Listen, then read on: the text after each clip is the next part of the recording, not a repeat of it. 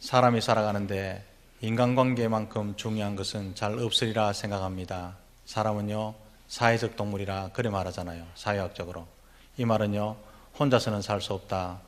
다른 말로 하면 관계성 속에 살아가는 것이 사람이다. 그런 뜻이겠죠. 그도 그럴 것이 사람은 관계를 통해서 성장합니다. 다른 사람을 배우고요, 다른 사람을 흉내내고 모델을 통해서 자신의 좀 부족한 부분을 채워나가고, 관계가 없으면 사람이 성장할 수 없고요, 성숙할 수도 없습니다. 또한 관계를 통해서 사람들은 행복을 느낍니다. 자기 혼자 살면요, 행복이라는 단어가 필요 없지요. 자기 마음대로 하면 됩니다. 그러나 관계를 통해서 사랑하는 사람이 생기고, 사랑해야 될 사람이 생기고, 용서할 사람이 생기고, 용서를 받으면요, 말로 다 할 수 없는 행복감이 우리를 찾아오는 거지요. 그리고 사람은 혼자 살면 위로를 받을 수 없습니다. 좌절하고 낙심할 때 세움받기가 힘들죠.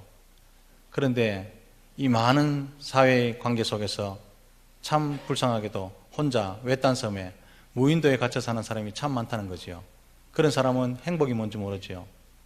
위로가 뭔지 모릅니다.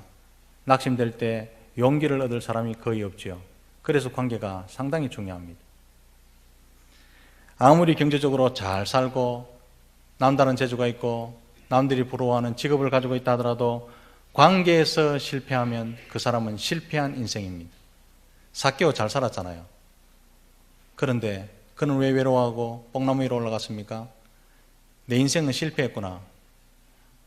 혼자서 외로운 섬에 있구나. 고독한 섬에 있구나. 무인도에 있구나. 이걸 깨달았기 때문에요, 나하고 친구 될 사람, 그래도 나를 인간 취급해 줄 사람, 그 예수라면 달려보겠지. 그래서 뽕나무 위로 올라간 거죠. 관계가 그 정도로 중요합니다. 관계에서 실패하면 아무리 좋은 직업을 갖고 있어도, 사장님이라도 직원들이 뒤에서 수근수근하는 것 본인은 다 합니다. 불행하지요. 행복감을 느끼지 못합니다. 외딴섬에 있는 것을 깨닫게 되죠. 실패한 인생입니다. 통계상으로 보면 나는 참 행복합니다 라고 생각하는 대부분의 사람들은요, 관계에서 성공한 사람들이다 라고 합니다. 관계에서 성공한 사람은요, 행복합니다. 물질적으로 잘 못 살아도 행복하고요, 세상적으로 잘 출세를 못해도 행복합니다. 왜냐하면 나를 위해주는 친구가 있고, 나에게 용기를 주는 친구가 있고, 친구가 있기 때문에 그 사람은요, 행복한 인생이 될 수가 있죠. 주위를 돌아보며 살아야 됩니다. 성경에도 관계에 대해서 아주 중요하게 다루고 있습니다. 창세기도 그렇고요, 계시록까지 이 관계에 대해서 충분히 우리에게 이해할 만큼 충분하게 중요하게 다루고 있는 것이 관계입니다. 왜냐하면 신앙도 관계성 속에서 성숙하지요. 자기 혼자 있으면 어느 정도 성숙한지 모릅니다. 내 신앙이 어떤지, 어느 정도 성숙했는지 관계성 속에서, 인간관계 속에서, 교제 속에서 그렇게 드러나는 거지요. 그래서 예배를 드리고 그냥 총알같이 가는 것 안 좋습니다. 하나님과 나 사이에 교통이 있었다면 옆에 있는 형제와 자매와 더불어 펠로십이 있어야 되는 것, 이것이요 신앙생활이지요. 그래야 신앙이 성숙할 수 있습니다. 성령의 열매도 관계성 속에서 맺는 것이기 때문에 관계가 중요하죠. 사랑과 온유와 양성과 오래 참음과 절제와 이 모든 것이요, 자기 혼자 살면 필요 없는 겁니다. 더 나아가서 서로 사랑하라. 사랑의 계명도 인간관계 속에서 요구되는 겁니다. 자기 혼자 외딴 섬에 살고 혼자 잘난 체하면서 살면, 무인도에 살면요, 사랑의 계명을 우리 주님께서 요구하지 않으셨을 겁니다. 사랑하라. 이것도요, 인간관계 속에서 요구되는 세 계명입니다. 인간관계가 깨어지면 신앙생활이요, 참 힘듭니다. 나중에 인간관계가 외로운, 내 혼자 잘 믿으면 되지, 하나님만 바라봅니다 라고 하는 사람은요, 교회생활 오래 못합니다. 하나님만 바라봅니다, 나는 하나님만 바라보고 삽니다, 멋있게 보이죠. 피곤합니다. 그 신앙생활이 얼마나 피곤한지 모르고요, 장작불에 나무가 같이 타야지 활활 오래 타지요. 혼자 꺼내놓으면요, 숫덩이가 되는 건 시간 문제지요. 신앙생활이 또 그렇습니다. 교회생활이요, 피곤해집니다. 아주 피곤해집니다. 그래서 소그룹을 하고 사귀십시오, 사랑하십시오, 용서하십시오, 관계를 맺으십시오. 그렇게 성경이 가르치는 대로 교회가 가르치고 있습니다. 따라서 목사님, 신앙의 성숙이 뭡니까? 물어본다면 전 자신 있게 말합니다. 관계의 성숙이 신앙의 성숙입니다. 성도는 그래서 관계를 소중하고도 중요하게 생각해야 한다는 것이죠. 하나님은 우리에게 성숙하라, 그리스도의 장성한 분량까지 성숙하라 말씀하신 우리 예수님은 관계성에서 우리를 던져놓으시고요, 교회 생활을 강조하십니다. 내 관계성 속에서 모난 부분은 깎여나가게 하시고 부족한 부분은 채워넣게 하시고, 형제를 통해서 말입니다. 오늘 본문에는 성숙한 인간관계에 대해서 끊임없이 배워나가는 한 사람이 우리 가운데 서 있죠. 바로 야곱입니다. 야곱이 창세기 47장에 보면 바로왕 앞에 서서 내 인생 130년인데 험악한 세월을 살았습니다. 고생했다 이거죠. 그런데 왜 고생합니까? 우리가 성경을 잘 알기 때문에 정리할 수 있죠. 야곱이 한평생 130년 동안 고생한 것은 한마디로 원만하지 못한 인간관계 때문에 고생한 겁니다. 인간관계가 원만하지 못하면요, 자기가 고생을 불러들이는 겁니다. 야곱의 신앙적 성숙은 인간관계의 성숙과 밀접하게 연관되어 있습니다. 사랑하는 성도 여러분, 이것은요 야곱의 이야기만이 아닐 것입니다. 수십 년 교회를 다녀도요, 모난 성격이 고쳐지지 않는다, 모난 성격 때문에 나는 혼자 예수 믿는다, 그래서 예배 시작하면 나갔다가 예배 땡 끝나면요 총알같이 나가는 사람 언제 잘하겠습니까? 신앙의 성숙은요 인간관계의 성숙인데 야곱만의 이야기가 아니죠. 하나님은요 우리도 인간관계 속에서 끊임없이 피어나가는 그런 사람이 되기를 원하신다는 말씀입니다. 오늘 창세기 31장에 보면은 야곱은 이제 20년간의 바닷 아람의 삶을 정리하고, 읽진 않았지만 3절 말씀 보면은 하나님께서 야곱에게 나타나셔서 고향으로 돌아가라 말씀하시죠. 그 하나님 말씀을 따라서 가나안 땅으로 돌아가고자 하는 것이 31장의 배경입니다. 그런데요, 믿음의 선진, 믿음의 선배 야곱은 우리가 보기에도 별로 떳떳하지 못하게 외삼촌 집을 떠나는 모습을 보게 됩니다. 그래도 20년간 외삼촌하고 미운정 고운정 다 들었는데 아무도 몰래 야반 도주합니다. 떳떳하지 못하게. 우리는 야곱에 대해서 다 이해한다 치지만요, 이해 못할 사람 그 당시에는 많을 겁니다. 무슨 죄를 지었길래 뭐 한다고 야반 도주하는 거, 왜 몰래 떠나는 거, 이야기가 많을 겁니다. 그런데 야곱은요 머리 잘 돌아가잖아요. 외삼촌 몰래 멀리 떠나는 것이 자기 소유를 지키는 방법이라고 판단하고 생각했기 때문에 도망가는 겁니다. 자기 생각이에요. 야곱이 20년 동안 외삼촌을 겪었는데요, 자기도 앵강하는 사람이죠. 아버지도 속이 묻고 형님도 속이 묻는데요, 자기 머리 꼭대기 위에 앉은 사람이 외삼촌이다. 거기서 배웠습니다. 우리 외삼촌하고 붙으면 나는 판판이 깨진다. 20년 동안 배웠지요. 그래서 야곱이 생각하기에 탐욕스럽고 간사한 외삼촌 라반이 20년 동안 피눈물 흘리면서 이루어왔던 내 가정과 재산과 가축 내가 떠나겠습니다 라고 말하면 고이 보내줄 그런 인간이 아니다 이거죠. 야곱은 20년 동안 함께 하셨던 하나님을 체험했습니다. 외삼촌 집에 갈 때도 베델에 나타나서 야곱아 야곱아 너희 할아버지 아브라함의 하나님, 너희 아버지 이삭의 하나님, 그리고 너와 함께하는 하나님, 그렇게 나타나 주시고요, 외삼촌 밑에서 고생할 때도 자주 나타나셔서 내가 너와 함께한다, 지금도 금방 고향으로 돌아가라 나타나 주시잖아요. 자기와 함께 하시는 하나님을 늘 시간마다 위기의 순간마다 매 순간 체험하고도 결정적인 순간에는 하나님을 의지하는 믿음보다는 자기 꾀를 사용합니다. 대단한 사람이죠. 하나님을 의지하고 하나님을 체험하고 하나님 도와주십시오 이게 아니고요, 결정적인 순간에 자기 머리가 싹 돌아가, 한 바퀴 반씩 돌아갑니다. 한 바퀴 반씩. 한 바퀴 돌리려고 했는데 브레이크가 안 잡히는 거죠. 한 바퀴 반씩 싹 돌아가고. 자기 딴에는요 똑똑한 사람, 야곱은 똑똑한 사람 맞습니다. 그런데 문제는요, 이렇게 머리 돌리는 장깨를 쓰는 사람이기 때문에 인간관계를 어렵게 만드는 원인이 됐습니다. 우직하고 묵직하게 하나님 말씀대로 순종하고 하나님 가락하는 데까지 딱 가고 하나님 수락하는 데 딱 섰으면 인간관계 고생 안 합니다. 한 바퀴 더 돌려보는 거죠. 17절에서 20절 말씀 보면 야곱은 라반이 양털을 깎으러 멀리 떠난 사이에 몰래 떠납니다. 목축을 하는 사람 양털 깎는 날은요 잔칫날입니다. 추수날이죠. 음식을 하고 고기를 준비하고 술을 준비하고 마음껏 먹고 마시면서 즐겁게 양털을 깎습니다. 다른 데 정신을 안 돌리겠죠. 요걸 찬스로 삼아서, 기회를 삼아서 몰래 떠납니다. 아마도 야곱은요, 겁이 나서 형님을 떠나올 때도 그랬지만 외삼촌을 떠나올 때도 쉬지 않고 걷습니다. 양들도, 새끼 양들도 있을 텐데 몰아갑니다. 가축을 몰아갑니다. 어린 자녀도 몰아갑니다. 아내들도 빨리 가자, 빨리 가자, 빨리 가자. 그래서 빨리빨리 걸어서요, 7일 만에 길르앗에 이릅니다. 여러분, 바다다람에서 길르앗까지 가요 480km입니다.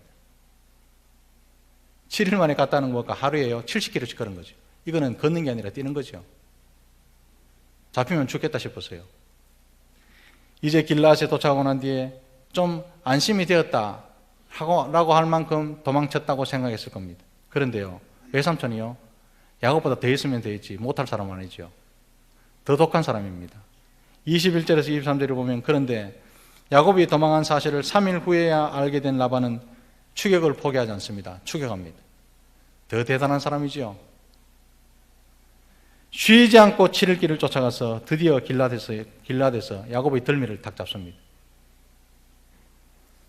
사랑하는 성도 여러분, 480km면요, 여기 서울까지지요.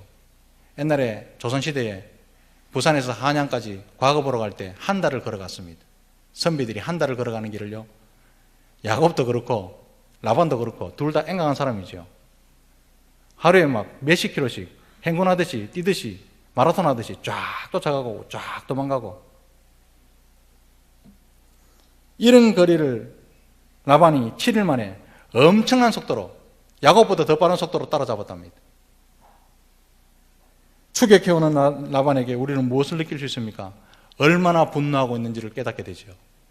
잡히면 죽는다. 진짜로 29절에 보면요, 야곱을 잡아서 죽일 작정이었습니다. 그걸 우리는 참고할 수 있죠. 잡히면 죽는다. 나를 배반해. 엄청난 배신감으로 힘들지도 모르고 다른 사람에게 친구들과 함께 따라가는 거죠. 엄청난 속도로 따라갑니다. 잡히면 내가 절단낼 거라고. 야곱은 머리를 돌리면 재산을 보호할 줄 알았습니다. 그런데 이제는요, 재산뿐만 아니라 생명까지도 잃게 될 위기에 처해진 거죠. 이때 거기서 하나님께서 개입하십니다. 24절이죠.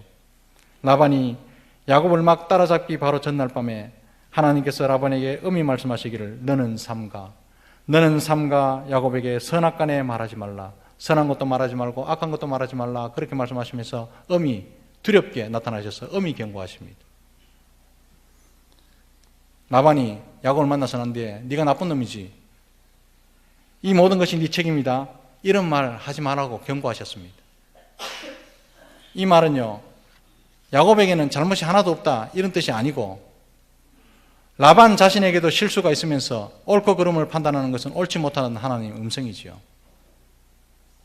사랑하는 성도 여러분, 사람들이 보통 선하다고 판단되고 내가 맞다고 판단되고 내가 옳다고 생각하면요, 마구 말해도 된다고 생각합니다. 그런데 한번 가만히 생각해 보십시오. 선한 게 뭡니까? 옳은 게 뭡니까? 내가 맞다고 판단된 게 뭡니까? 자신의 입장에서 합리적이라고 생각하고 판단된 것들, 그것이 선한 것이 됩니다. 자신의 입장에서 합리적이라고 생각하는 그것이요, 맞다고 생각하죠. 대부분 다 그렇습니다. 남의 입장은 생각하지 않습니다.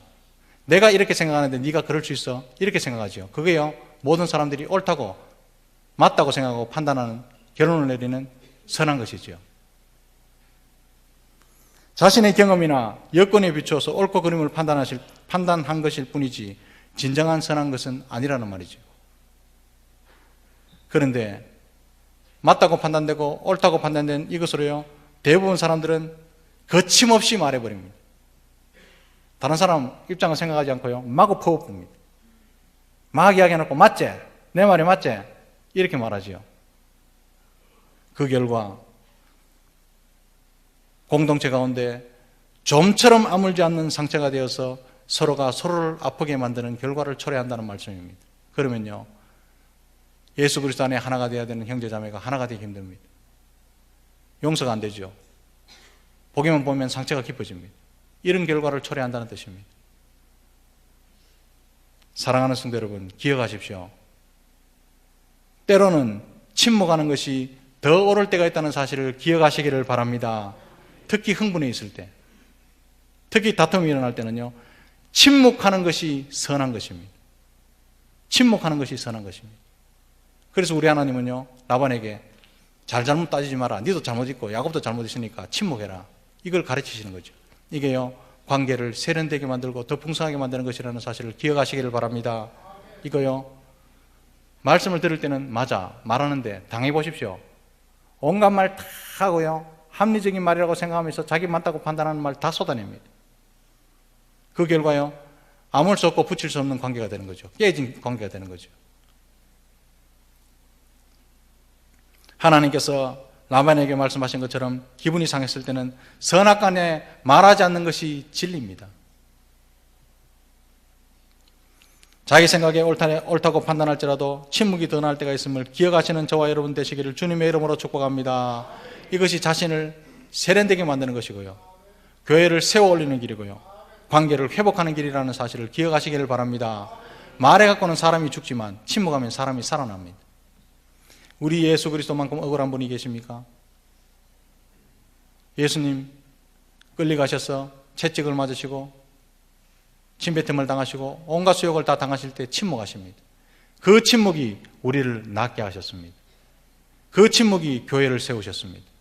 그 침묵이 우리의 죄를 깨끗하게 하셨다는 사실을 기억하시기를 바랍니다. 말하는 것보다 침묵하는 것이 형제를 살릴 수 있습니다. 사랑하는 성도 여러분, 사실을 말하기보다 팩트다, 이거는 팩트다. 내가 본대로 사실대로 말하는데 그렇게 말하는 것보다는 덕스럽게 말하는 것이 인간관계를 더 풍성하게 만들고 교회를 풍성하게 만든다는 사실을 기억하시기를 바랍니다. 교회 안에서는요, 사실이 안 중요합니다. 그렇게 한다고 목사님 사실이 안 중요하다 거짓말하자, 이 말이 아닙니다. 거짓말은 더 안 중요하죠. 사실이다 하더라도 덕스럽지 않으면 침묵하고, 사실이다 하더라도 덕스럽게 이야기하는 것이 교회를 풍요롭게 만들죠. 이것이요, 천국을 만드는 인간관계입니다. 기억하십시오. 사실보다는 덕스럽게 말하는 것이 중요합니다. 이것이 관계에 사랑을 더하는 방법이기도 하죠. 이거 한번 따라해야 되겠죠. 사실보다는 덕스럽게 말합시다. 표덕스럽게 말하고 덕스럽게 말 못할 것 같으면 침묵하라, 이 말입니다. 선악간에, 삼가 선악간에 말하지 말지니라. 하나님께 경고를 들은 라반은 두려운 마음이 들어서 야곱과 평화롭게 헤어지려고 마음을 고쳐먹습니다. 그래도요, 할 말은 있잖아요. 그래서 26절에서 28절을 보면 라반은 야곱을 이렇게 책망합니다. 손자들과 딸들에게 작별 인사도 못하게 하는 네 책임이 참 크다, 어리석다. 사랑하는 성도 여러분, 이 본문도 요것만 딱 떼놓고 보면 라반이 맞는 말이죠. 라반이 맞는 말을 했습니다. 어찌 손자들과 작별할 기회도 안 주고 딸들과 작별할 기회도 안 주고 야반도 자는 야곱이요, 어리석지요. 맞는 말입니다. 그러나 조금 더 깊이 들어가서 라반을 보면요, 자신이 20년 동안 어떻게 했는지 모든 행한 일은 다 잊어버리는 거죠. 왜 조카 야곱이 밤에 도망한 듯이 떠날 수밖에 없었는지, 자신이 야곱에게 어떤 위협적인 존재가 되었는지 그것은 생각 안 합니다. 그 팩트만 보는 거죠. 인사 못하게 떠난 것은 야곱의 잘못이지만 왜 그렇게 떠나야 했는지, 어떤 위협이 되었는지 자기 스스로만 생각해갖고요, 내 말이 옳지, 내 말이 맞지 이렇게 할까 싶어서 삼가 선악간에 말하지 말라, 그렇게 말씀하신 겁니다. 야곱도 할 말이 있습니다. 거기 축약된 게 31절이죠. 야곱의 인식에 20년 동안 일 시켜놓고 떠날 때는 다 빼앗을 사람이 외삼촌 아닙니까? 이렇게 인식했다는 겁니다. 20년 동안. 그래서 관계를 먼저 깨뜨린 사람은 내가 아니라 외삼촌 당신입니다. 이 말을 하고 싶습니다. 사랑하는 성도 여러분, 오늘 본문을 가만히 보십시오. 한 집안에 20년 동안 살았습니다. 한 집안에, 그것도 삼촌과 조카로 살았습니다. 그런데 삼촌과 조카 한 가족이요, 얼마나 비정상적인 관계를 가지며 20년 동안 살았겠습니까? 그 집이 천국입니까? 지옥이지. 이게 혈육이고 친척이겠습니까? 원수지. 그런데 사랑하는 성도 여러분, 저는요 더한 사람을 교회에서 봤습니다. 40년 동안 한 공동체 안에서 그리스도의 피를 나누는 형제자매로 사는데요, 원수지간으로 사는 사람 많습니다.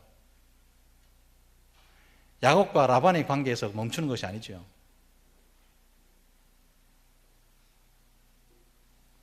그리스도 안에 있는 한 형제인 우리도 자칫하면 이렇게 될 수 있습니다. 천국의 지점이라고 모인 공동체 안에 이런 마음으로 있으면요, 지옥을 경험하는 거죠. 매주마다 지옥을 일부러 만들어내는 사람도 있습니다. 서로의 관계가 깨어지면 신앙생활이 그렇게 힘들고 교회생활이 피곤해지는 겁니다. 이거요 우리 손해입니다. 내가 미워하는 사람, 그 사람이요 천국 가면 내 앞집에 삽니다. 하나님께서도 성도들 사이에 깨어진 관계를 안타까워하시기 때문에 개입을 하시는 겁니다. 우리에게 개입하셔서 서로 사랑하라, 용서하라, 너희들이 용서하는 그 용서하는 증거를 가지고 너희한테 나오너라. 마태복음 6장에. 그게 주기도문이잖아요. 만약에 말입니다, 야곱이 하나님을 진실하게 신실하게 진짜로 100% 믿었다면 밤에 몰래 떠나지는 않았을 겁니다. 왜냐하면 고향으로 돌아가라, 외삼촌을 떠나라 말씀하시고 지시한 분이 하나님이시기 때문에 그렇게 껄끄러운 외삼촌과의 관계도 하나님이 해결해 주시리라 믿어야죠. 그런데 하나님이 떠나라고 했던 말씀은 순종해야 되는데 외삼촌이 껄끄러우니까 자신이 장대를 탁 서서 움직이니까 관계 자체가 뒤틀리는 거죠. 이거요 야곱 따라다니면서 관계를 수습한다고 우리 하나님 왜 많이 잡수습니다. 지금 밤에 안 나타나도 되는데 나타나서 외삼촌한테 이야기도 해야 되고, 야곱이 저질른 이 일을 하나님을 따라다니면서 수습하시잖아요. 사랑하는 성도 여러분, 야곱만 보고 있지 말고 내 주위를 한번 돌아보시기를 바랍니다. 관계에 문제가 있다면 그것은요 근본적으로 내 인간성의 문제일 뿐만 아니라 주님께 대한 신뢰의 문제입니다. 하나님을 100% 신뢰하는 신실한 믿음만 있다면 모든 사람을 죽게 하듯 겸손하고 온유하게 대할 뿐만 아니라 당당할 수 있습니다. 비굴해질 이유도 없고 머리를 몇 바퀴나 굴려서 꾀를 사용할 수도 없고요, 사용할 필요도 없고요. 신실하고 성실하게 그 사람이 시뚝배떡해도 나는 시뚝배떡 안 하면 되는 거라. 이게요 관계를 회복하는 지름길입니다. 우리 주위에요 하나님을 반틈쯤 믿는 사람들을, 그런 사람들 때문에 관계를 깨려고 하는 사람 많죠. 사단의 도구죠. 그 사람 천국을 못 간다는 뜻이 아니고 사단의 도구로 사용되는 거죠. 그런 사람 앞에 하나님께 하듯 신실한 믿음으로 대하시기를 주님의 크신 이름으로 축복합니다.